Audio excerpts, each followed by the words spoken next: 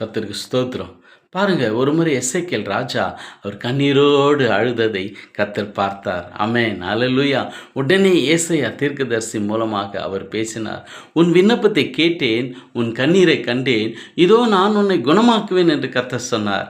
பாருங்க, எத்தனை சீக்கிரத்தில் பதில் கொடுக்கிற நம்ம ஆண்டவர் பேசுகிற தெய்வம், நம்ம ஆண்டவர் பார்க்கிற தெய்வம், நம்ம ஆண்டவர் கேட்கிற தெய்வம். ஆமென், அல்லேலூயா.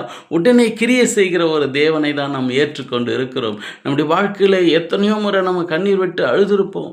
அக்கம் பக்கத்தில் உள்ளவர்கள் நம்மை பார்த்திருக்க மாட்டார்கள். சில பேர் பார்த்தும் பார்க்காததை போல இருப்பார்கள். ஆனால் கர்த்தர் உங்களை பார்த்து கொண்டே இருக்கிறார். நிச்சயமாக கர்த்தர் உங்களுக்கு பதில் செய்வார். நீங்கள் கவலைப்படாதீங்க, சோர்ந்து போகாதீங்க.